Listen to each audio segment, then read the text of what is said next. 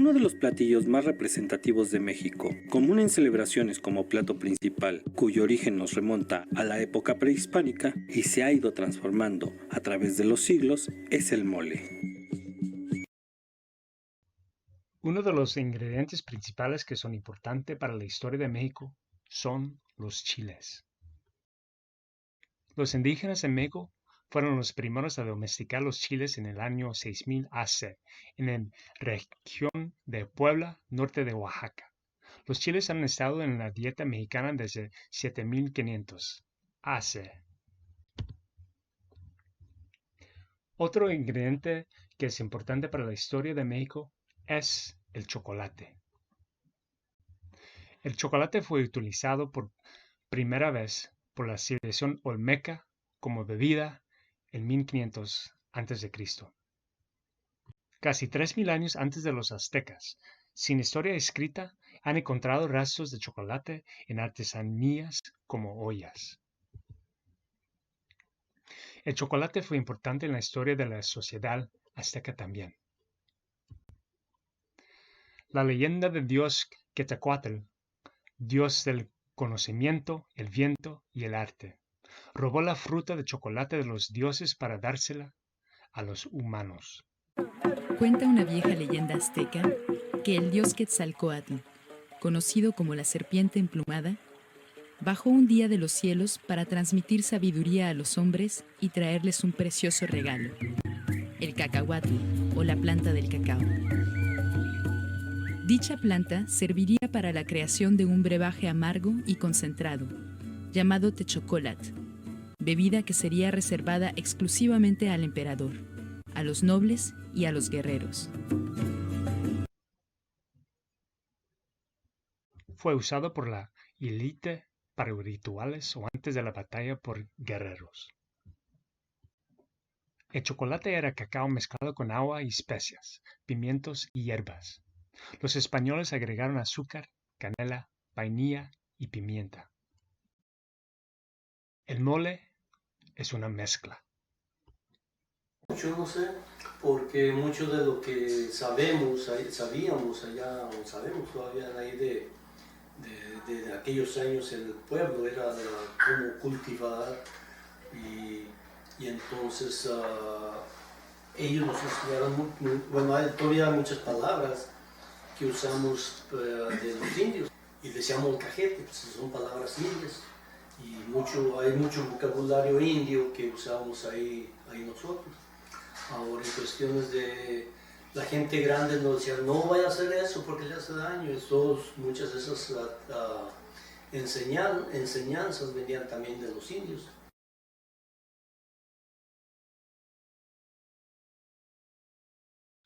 Al igual que la Virgen de Guadalupe, quien es el símbolo de México porque es la combinación de la diosa azteca de la tierra, Tonantzin, y la Madre de Jesús. El mole también es una creación de ambas culturas que es representativa de la nueva raza mestiza. Me ayudaba mucho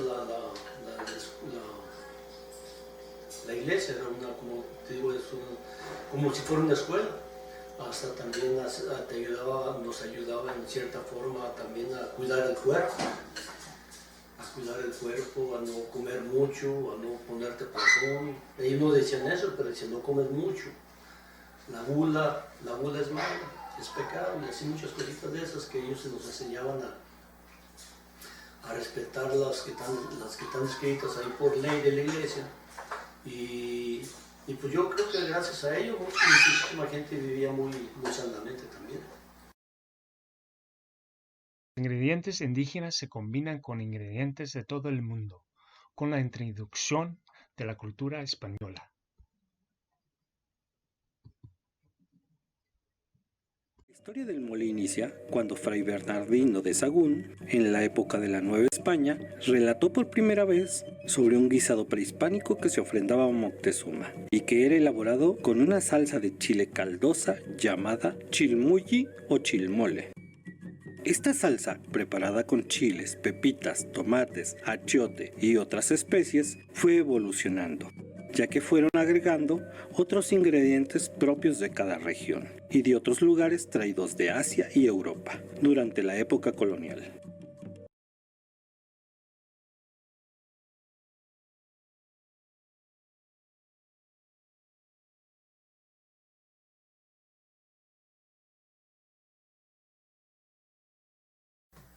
Pero mole, nomás aquí, yo me acuerdo que cortamos, miren, aquí tengo la receta que escribí con ella, y está toda rota, pero la tengo guardada ahí, la tengo que copiar, tengo que escribirlo y pasárselo.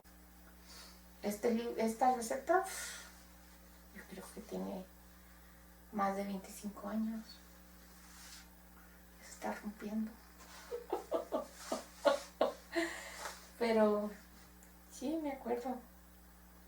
Era una experiencia muy bonita.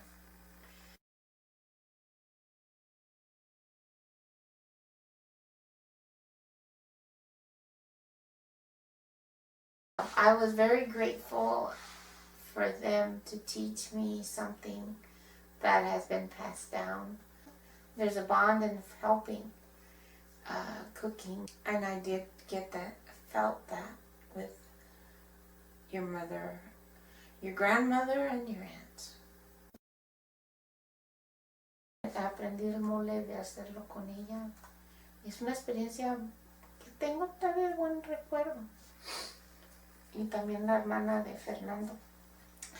La estaba viendo cuando estaba echando los ingredientes, la hermana, y decía, no más esto. Pero yo miraba que le echaba más y yo le escribía lo que ella decía, lo que ella hacía, no lo que me decía. When you're learning from anybody, basically they're giving you their secrets. It's unique to go through that experience because basically it's bonding, like you said, with family and knowing that it's been passed down through generations.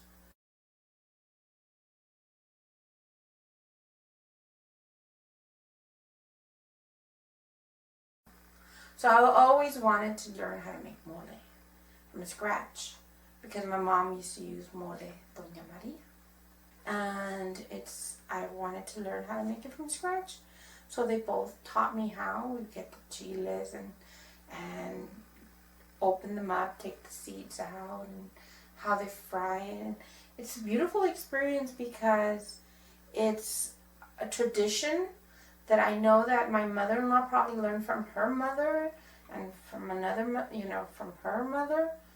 And now it's been passed down to me, which now I could teach my children and maybe my future daughter-in-laws or my present daughter-in-law how to make it.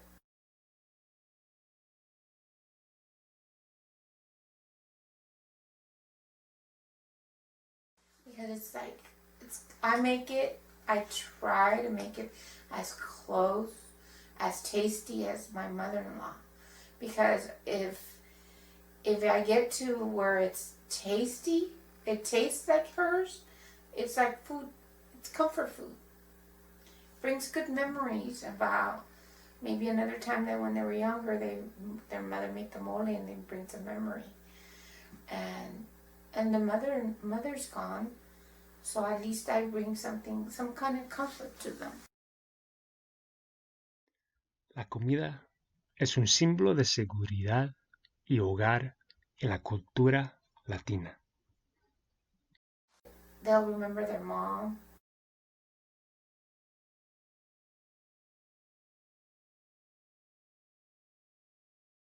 De que me acuerdo yo en los 1960, fue cuando mi mamá hacía mole de vez en cuando. Y en aquellos años era muy difícil hacer el mole, por eso no se hacía seguido. Aparte que tenía que comprar muchas cositas para hacer el mole, como chocolate, canela y todo eso, pues te valía dinero y aunque no es muy caro, para nosotros era muy caro porque no teníamos dinero. Entonces era algo muy especial el hacer el mole porque también se tardaba todo el día para hacer mole. En aquellos años todavía me acuerdo que no había electricidad en la casa, mi mamá tenía que hacer todo a mano, moler todos los ingredientes del mole. Era un trabajo muy pesado, muy severo. Ella tenía que estar de rodillas, muelle y muelle. todos los ingredientes para ponerlos en el mole. Eso era un día muy, muy largo para ella. La historia de la cultura mexicana es uno de los sacrificios por el amor de sus hijos.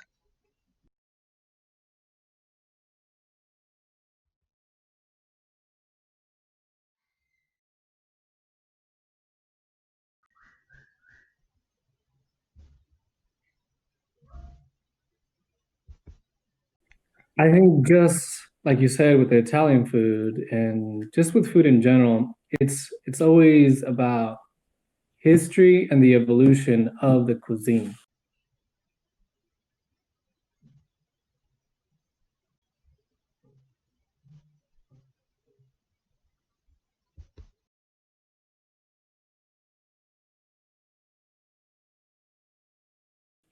So the United States, I mean, you gotta always eat your neighbor's food, right? I mean, Mexico has been there. I mean, we were once part of Mexico, a large section, but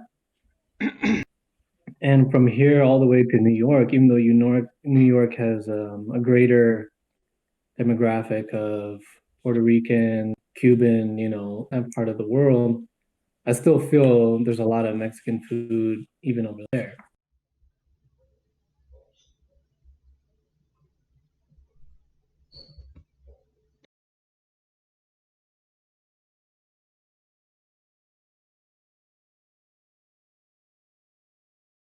Sí, sí, sí, todo el pueblo todo el pueblo estaba pobre. Unas cuantas familias que, como de todo el mundo, hay unas cuantas familias que estaban ricas, eso sí, pero la mayoría del pueblo, yo creo 90%, 90% de la gente, todos estaban pobres, todos que trabajaban en el campo al día.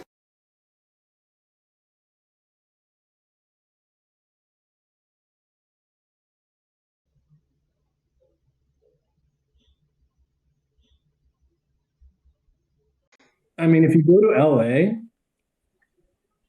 it's like almost 100%. Every store, I mean, it's like an extension of Mexico. Like that's really what it is. Cuando llega un nuevo grupo, siempre habrá tensión. Our president, although I won't go into that, boasted, a taco salad. Yeah, remember that? After, criticizing certain aspects of Mexico. Muchos estadounidenses no se dan cuenta de que muchas comidas fueron introducidos por inmigrantes que trajeron sus tradiciones y comida de sus países de origen. The discussion, we're talking about Mexico and the United States, or partnership, I guess you could call it, where they're dependent on each other. I mean, just like they don't understand the origins of the oil and the political relationship that we have with each other. The food, a lot of these people don't even know the origins of.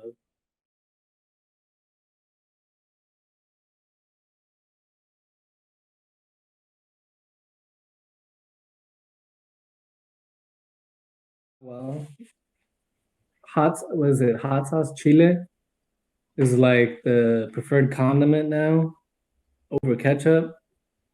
I mean, it started as a Americanized, I wouldn't even say Tex-Mex, it was more California Mex. Did Taco Bell become this salud, tápate la boca, this kind of big chain restaurant? I think in LA, at one point I saw it on some show. It wasn't giving credit to this restaurant, but this restaurant started with that crispy shell taco, the lettuce, the tomato, because they didn't have all the ingredients that they were used to in Mexico. And from there, people started liking it. It was fresh, it was different, it was cheap. Mexican food is working people food, and across all races and cultures, people love it.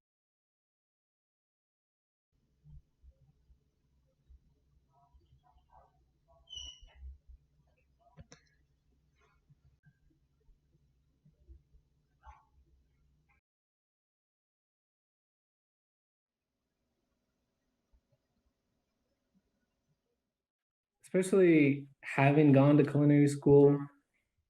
I have done a Mexican food tasting from our tias to the new restaurants coming up to, trying Rick Bayless's restaurant, who essentially a white guy, went to Mexico, learned all the cuisines, is kind of the American spokesman for Mexico, for all the chiles, the tortillas, the salsas, the more traditional stuff. I mean, his show, he literally walked in Mexico, took everyone there and gave them a tour.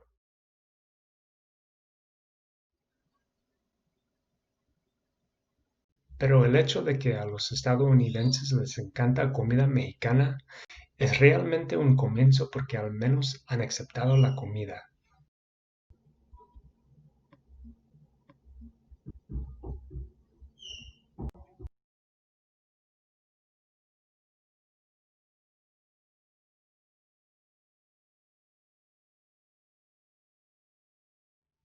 La comida mexicana también puede ser un vehículo para crear un cambio social. En el pasado, la comida influyó en el movimiento de derechos civiles en los Estados Unidos. El Club from Nowhere. Recaudaron dinero para financiar el movimiento. Dieron de comer a miles de organizadores desde sus propias casas. Y la comida era tan buena que las personas que se oponían a la desegregación aún compraban su comida.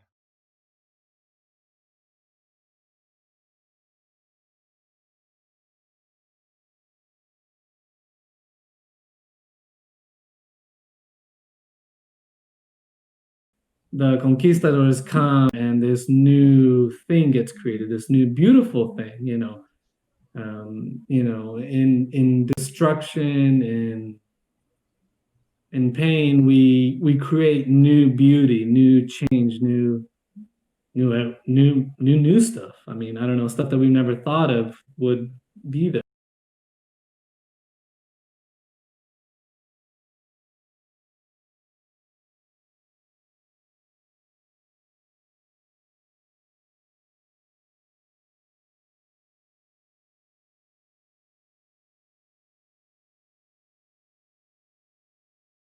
Mole is I like to think of it as like an Indian curry. I mean, it's a hybrid of old versus new. They use seeds. Bread didn't exist, but a lot of new recipes kind of have bread. They used to just use tortillas. And just all the immigrants that keep on coming to Mexico influence its cuisine, which in turn influences us.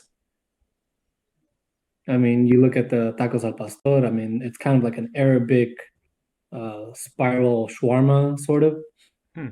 and that's how it started. And then these immigrants didn't have the lamb that they're used to, so they started using pork, and they didn't have their spices, so they started using, different chiles and pineapple. Just like the food is all interrelated and cross-pollinated and mixed. It's a constant hybridization evolution of what we see every day.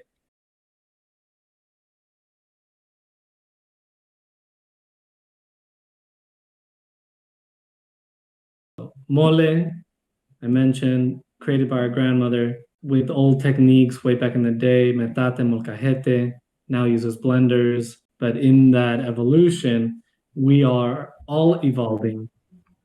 And in that same way, her recipe started evolving. I know that the ingredients she was using had to evolve one way or another versus different farms, versus different purveyors, different food manufacturing companies. So with that comes the whole global fan base of Mexican food. Tacos, taco bowls, all this stuff is kind of, I mean, I said bastardization, but it's the hybridization.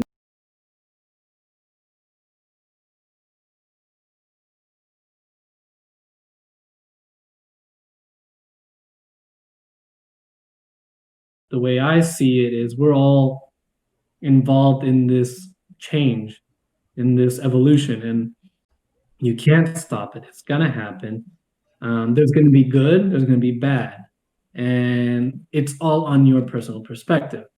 You know, the mulattoes, the Latinos, the hybrids, the mixes, you know, they were shunned for many years because, you know, you're not the pure breed, but they're the ones that have the dual languages, the flavor profiles that no one has ever imagined, and they're going into the future, bringing all this creativity and these changes to people who, you know, are constantly doing the same thing. And where is this leading? This leading to a very, in my opinion, very exciting future.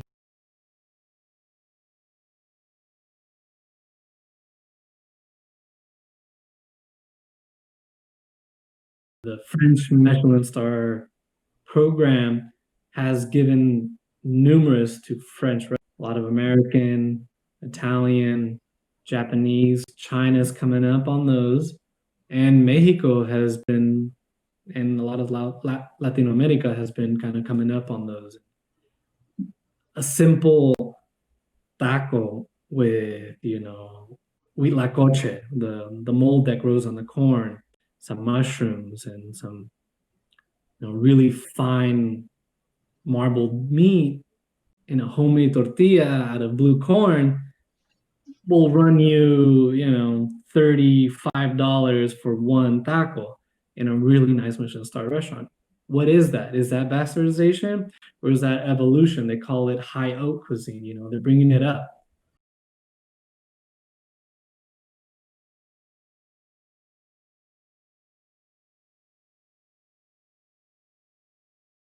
I mean, we're going through some crazy times with the riots, with the viruses, et cetera, et cetera. But I mean, in the background, no one's paying attention that, you know, we launched our first private people to space by a private company instead of the government. They went to space, and you know what? Space is looking into expanding us, you know, taking us to the moon, taking us to the Mars.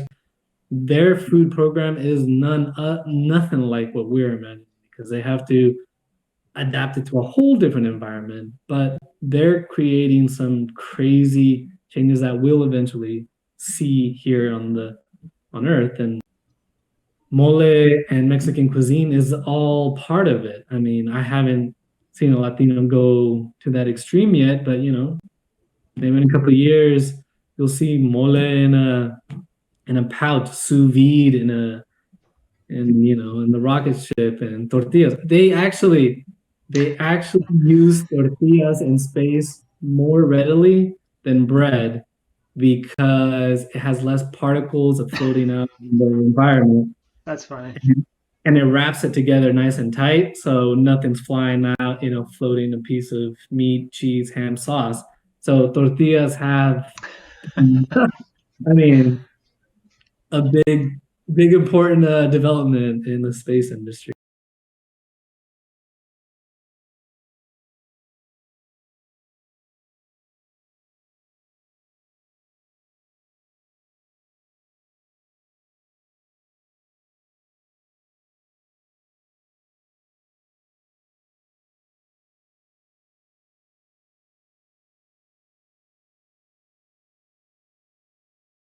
Y el escudo de Aguascalientes dice que, y sobre todo Calvillo, que vive, es donde vive la gente amable, porque sí, la gente muy amable en todo Calvillo, y por eso ayudaban a mucho las gentes. Aunque te digo, ya iba uno caminando allá arriba del cerro, lejos de la ciudad. En el cerro iba caminando y mirabas tú una casita que estaba saliendo humo y pasabas ahí cerquitas y te invitaban a comer. Y otra vez la gente apenas tenía para comer ellos, pero nos invitaban. Los que no tienen dinero, la pobre gente, que no tienen para comer, ¿para qué se los quitas? Pero la gente siempre nos invitaba a que fuéramos a comer allá a su casa, aunque fuera otra vez un taco de frijoles, pero era muy amables toda la gente ahí del pueblo.